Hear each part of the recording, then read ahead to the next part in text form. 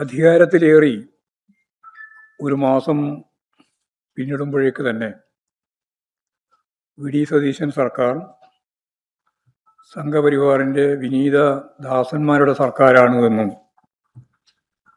എല്ലാവർക്കും മനസ്സിലാവുന്നതുപോലെ വ്യക്തമായി വരികയാണ്. ബി.ജെ.പിക്ക് 3 MLA-മാരാണ് കേരള നിയമസഭയിൽ ഉള്ളതെങ്കിലും ഭരണത്തിൽ അവരുടെ അജണ്ടയാണ് UDF ഗവൺമെന്റ് നടപ്പിലാക്കിക്കൊണ്ടിരിക്കുന്നത്. RSSനോടുള്ള വിധേയത്വം ഓരോ മന്ത്രിമാരും മത്സരിച്ചുകൊണ്ട് പ്രഖ്യാപിക്കുക. ചില മന്ത്രിമാർ പതുക്കെയും ചില മന്ത്രിമാർ ഉറക്കെയും RSSനോടുള്ള കൂറ് പരസ്യമാക്കി പ്രഖ്യാപിച്ച് വരുന്നു. PMAY പദ്ധതിയുടെ ഭാഗമായി നിർമ്മിക്കുന്ന വീടുകളിൽ മോഡിയുടെ പടവും ലോഗോയും വെക്കുന്നതിൽ എന്താണ് കുറ്റം, തെറ്റ് എന്നാണ് KM ഷാജി എന്ന മന്ത്രി ചോദിക്കുന്നത്. കേന്ദ്രവുമായി അൺഹെൽത്തി ഡിബേറ്റിലേക്ക് പോകാൻ ഉദ്ദേശിക്കുന്നില്ല എന്നാണ് ഷാജി ന്യായീകരിക്കുന്നത്. ഇത് അൺഹെൽത്തി ഡിബേറ്റിന്റെ പ്രശ്നമല്ല, ജനങ്ങളുടെ ആത്മാഭിമാനത്തിന്റെ വിഷയമാണ്. വീട്ടുകാരുടെ ആത്മാഭിമാനം പണയപ്പെടുത്തി ആരോ കൊടുത്ത ഒരു വീട്ടിലാണ് നമ്മൾ താമസിക്കുന്നത് എന്ന ഒരു ബോധം അവരിൽ ഉണ്ടാക്കുന്നതിന് ഒരുക്കമല്ല എന്ന ഉറച്ച നിലപാടാണ് ഇടതുപക്ഷ ജനാധിപത്യ മുന്നണിയും അതിന്റെ ഗവൺമെന്റ് സ്വീകരിച്ച നിലപാട്. യഥാർത്ഥത്തിൽ ലൈഫ് പദ്ധതിയുടെ ഭാഗമായിട്ടാണ് PMAY പദ്ധതി കേരളത്തിൽ നടപ്പിലാക്കിയത്. 5 ലക്ഷത്തിലധികം വീട് നിർമ്മിച്ചു കഴിഞ്ഞു. 1 ലക്ഷത്തിലധികം വീടിന്റെ നിർമ്മാണം നടന്നു വരികയാണ്. ഈ 6 ലക്ഷം വീടിന്റെയും നേരത്തെ പറഞ്ഞതുപോലെ, ഷാജി പറയുന്നത് പോലെ, ഒരു തരത്തിലും മോഡിയുടെ പടമോ ലോഗോയോ വെക്കാൻ ഇടതുപക്ഷ മുന്നണി ഗവൺമെന്റ് തയ്യാറായിരുന്നില്ല. ഈ 6 ലക്ഷം വീട് നിർമ്മിക്കുന്നതിന്റെ ഭാഗമായിട്ട് ലൈഫ് പദ്ധതിയിൽ 1,01,000-ലധികം വീട്, 1,01,437 വീടാണ് നഗരങ്ങളിൽ ഈ PMAYയുടെ ഭാഗമായിട്ട് ഉണ്ടായിരുന്നത്. ആ 1,01,437 വീട്ടിലും ലോഗോ വെച്ചിരുന്നില്ല. ഗ്രാമീണ മേഖലയിൽ 34,265 വീടാണ്. ആ ഒരു വീട്ടിലും ലോഗോയോ ഫോട്ടോയോ പതിച്ചിരുന്നില്ല. പിന്നെ എന്തിനാണ് ഇപ്പോഴും RSSനെ പ്രീതിപ്പെടുത്താൻ KM ഷാജി അൺഹെൽത്തി ഡിബേറ്റിനില്ല എന്ന് പ്രഖ്യാപിച്ചുകൊണ്ട് ലോഗോയും അതുപോലെ തന്നെ ഫോട്ടോയും വെക്കുന്നതിൽ എന്താ കുഴപ്പം എന്ന ചോദ്യവുമായിട്ട് മുന്നോട്ടേക്ക് വരുന്നത്? MG സർവകലാശാലയിലും കാർഷിക സർവകലാശാലയിലും സംഘപരിവാർ അജണ്ട കൈകാര്യം ചെയ്യാൻ പ്രാപ്തിയുള്ള 2 പേരെയാണ് ഗവർണർ താൽക്കാലിക VC-മാരായി നിയമിച്ചത്. MG സർവകലാശാലയിൽ 19 പേരെ RSS നേതൃത്വത്തിന്റെ ഭാഗമായിട്ട് ഉൾപ്പെടെ പ്രവർത്തിക്കുന്നവരെയാണ് സെനറ്റിലേക്ക് ഗവർണർ നോമിനേറ്റ് ചെയ്തത്. ഈ നടപടിക്കെതിരായി മുഖ്യമന്ത്രി ഇന്നേ വരെ ഒരക്ഷരം മിണ്ടിയിട്ടില്ല. കേന്ദ്രവുമായി ഏറ്റുമുട്ടലില്ല എന്ന്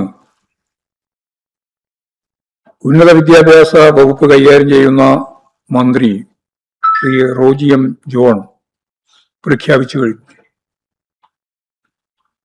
അതേപോലെ തന്നെ PM ശ്രീയിൽ നിന്ന് പിന്നോട്ടേക്ക് പോകാനാവില്ല എന്നും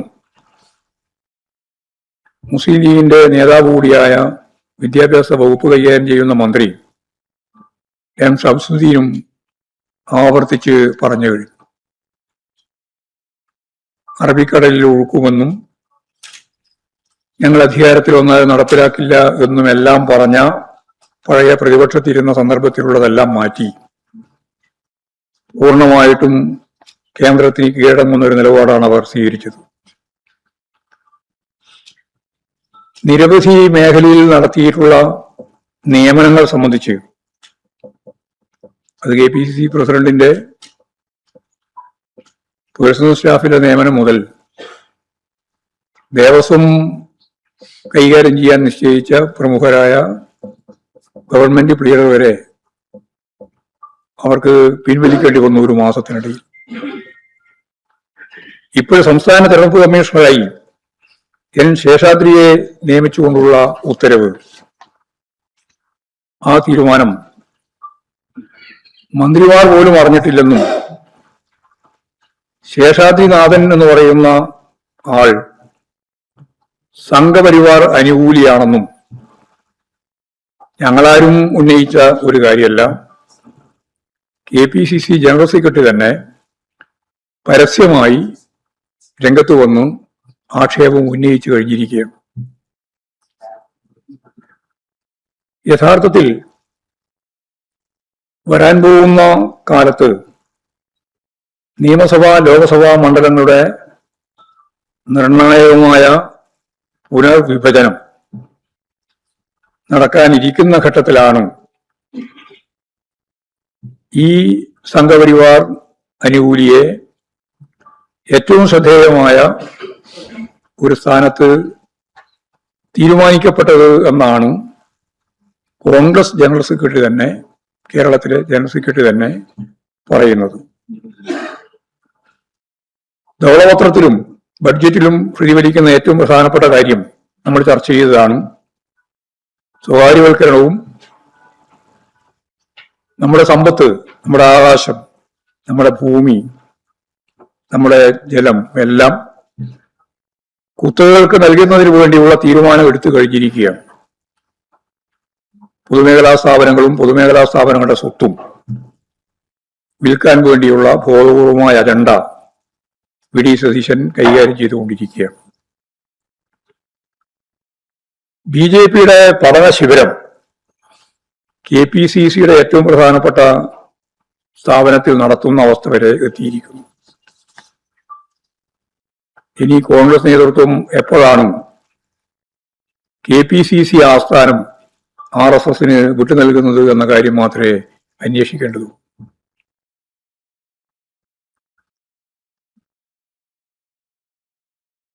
കേന്ദ്രത്തിന്റെ ഈ അധികാര പൂങ്കിൽ സർവ മേഖലയിലും RSS നടത്തിക്കൊണ്ടിരിക്കുന്ന ഈ കടന്നാക്രമങ്ങൾ കേരളത്തെ സംബന്ധിച്ചിടത്തോളം നെഞ്ചുറപ്പോടെ ചെറുത്തു നിന്നുകൊണ്ടാണ് കഴിഞ്ഞ 10 വർഷം LDF സർക്കാർ മുന്നോട്ടേക്ക് പോയിരുന്നത്. എന്നാൽ ഒരു മാസം കൊണ്ട് UDF സർക്കാർ RSSന് മുന്നിൽ മുട്ടിലെറിയുന്ന കാര്യമാണ് നമ്മൾ കണ്ടുകൊണ്ടിരിക്കുന്നത്.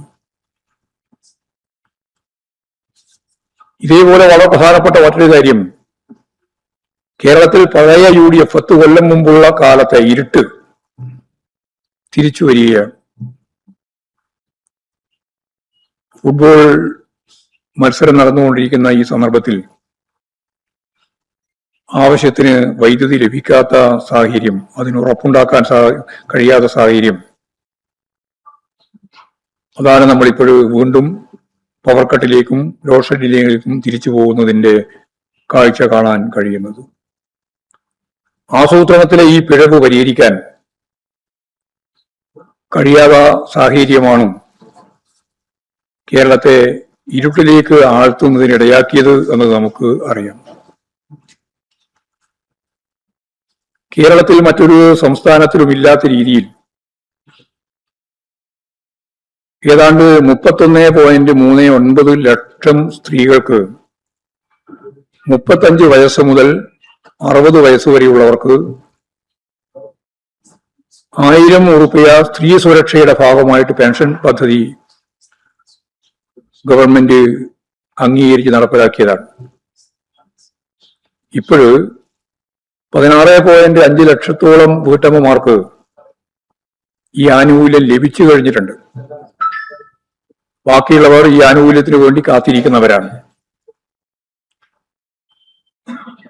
സ്ത്രീ സുരക്ഷാ പെൻഷന്റെ ഗുണഭോക്താക്കളെ നിശ്ചയിച്ചത് CPIM എഴുതി കൊടുത്ത ലിസ്റ്റ് അനുസരിച്ചാണ് എന്നാണ് മുഖ്യമന്ത്രി VD സതീശൻ ഇന്നലെ സഭയിൽ പറഞ്ഞത്. സുതാര്യവും അത്യാധുനികവുമായ ഡിജിറ്റൽ സംവിധാനത്തെ അടിസ്ഥാനപ്പെടുത്തിക്കൊണ്ടാണ് കെ-സ്മാർട്ട് പോർട്ടൽ വഴി ഓൺലൈനായിട്ട് മാത്രം ഈ സ്ത്രീ സുരക്ഷാ പദ്ധതിക്ക് അവർക്ക് അപേക്ഷിക്കാൻ തന്നെ കഴിയുന്നത്. സ്ത്രീ സുരക്ഷാ പദ്ധതിയിൽ ഒരു രാഷ്ട്രീയ പാർട്ടിക്കും ഇടപെടാൻ കഴിയാത്ത വിധത്തിലുള്ള സുതാര്യതയാണ് ഉറപ്പുവരുത്തിയിരുന്നത്. ഇത് മനസ്സിലാക്കാൻ ശ്രമിക്കാതെ മുഖ്യമന്ത്രി VD സതീശൻ പറഞ്ഞത് CPIM എഴുതി കൊടുത്ത ലിസ്റ്റ് അനുസരിച്ച് സ്ത്രീ സുരക്ഷാ പെൻഷൻ അനുവദിക്കുന്ന നിലയുണ്ടായി എന്നാണ്. അസംബന്ധം പറയുന്ന നിലയിലേക്ക് മുഖ്യമന്ത്രി തരം താഴാൻ പാടില്ല. നിയമസഭയെയും കേരള ജനതയെയും കബളിപ്പിക്കുകയും RSSനെ സുഖിപ്പിക്കുകയും ചെയ്യുന്ന നിലപാടുകളുമായാണ് UDF സർക്കാർ മുന്നോട്ടേക്ക് പോകുന്നത്. വീര്യം കുറഞ്ഞ മദ്യത്തിന് നികുതി ഇളവ് നൽകിയത് വഴിയുള്ള ഡീൽ എന്ത് കിട്ടി എന്ന കാര്യം കേരളത്തിൽ അങ്ങോളം ഇങ്ങോളം ഉയർന്ന ചോദ്യത്തിന്റെ ഒപ്പം അവരെ വെള്ളപൂശുന്നതിന് വേണ്ടി നടക്കുന്ന മാധ്യമ ശ്രമം, മാധ്യമങ്ങൾ എങ്ങനെയാണ് ഇപ്പോ അല്ല വളരെ പ്രധാനപ്പെട്ട ചില മാധ്യമങ്ങൾ ഈ അഴിമതിയുടെയും കെടുകാര്യസ്ഥയുടെയും സ്വജനപക്ഷപാതത്തിന്റെയും വിസ്മയങ്ങൾ ഓരോ ദിവസവും ഒരുക്കുന്ന UDF സർക്കാരിനെ ഏത് വിധേയയും വെള്ളപൂശാനാണ് ഒരു വിഭാഗം മാധ്യമങ്ങൾ ഇപ്പോഴും ശ്രമിച്ചുകൊണ്ടിരിക്കുന്നത്. ഒരു മദ്യ കമ്പനിക്കും LDF സർക്കാർ നികുതി ഇളവ് നൽകിയിട്ടില്ല. അതെല്ലാവർക്കും വളരെ വ്യക്തമായിട്ടുള്ള ഒരു കാര്യമാണ്. കാർഷിക വിളകളുടെ മൂല്യവർദ്ധിത ഉൽപ്പന്നം എന്ന നിലയിൽ പഴങ്ങളിൽ നിന്ന് വീര്യം കുറഞ്ഞ മദ്യം ഉൽപ്പാദിപ്പിക്കാൻ LDF സർക്കാർ അന്ന് തീരുമാനിച്ചിരുന്നു. കർഷകർക്ക് മികച്ച വരുമാനം കൂടി ലക്ഷ്യമിട്ടുകൊണ്ടായിരുന്നു ആ ഒരു നിലപാട്. എന്നാൽ വീര്യം കുറഞ്ഞ സ്പിരിറ്റ് കലക്കി കൊടുക്കാൻ തീരുമാനിച്ചു എന്ന രീതിയിൽ യാതൊരു ലജ്ജയുമില്ലാതെ നിഷ്പക്ഷ മാധ്യമ പ്രവർത്തനം എന്ന് പറഞ്ഞുകൊണ്ട് ചില മാധ്യമങ്ങൾ തരംതാണ രീതിയിലുള്ള ദൗർഭാഗ്യകരമായ പ്രചരണമാണ് ഇക്കാര്യത്തിൽ നടത്തിയിട്ടുള്ളത്.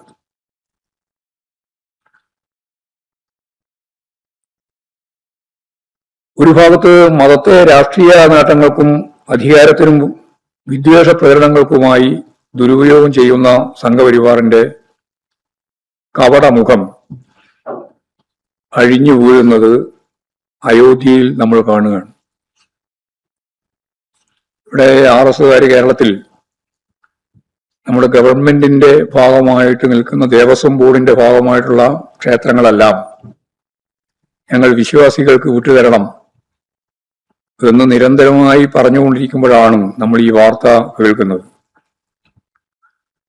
ഹിന്ദുക്കളുടെ സംരക്ഷകർ എന്ന വ്യാജേന അവർ വിശ്വാസികൾ രാമക്ഷേത്രത്തിനായി സംഭാവന ചെയ്ത സഹസ്ര കോടികൾ പോക്കറ്റിലാക്കി തിന്നു കൊഴുക്കുന്ന വാർത്തയാണ് ഇപ്പോഴും പുറത്തു വന്നിരിക്കുന്നത്.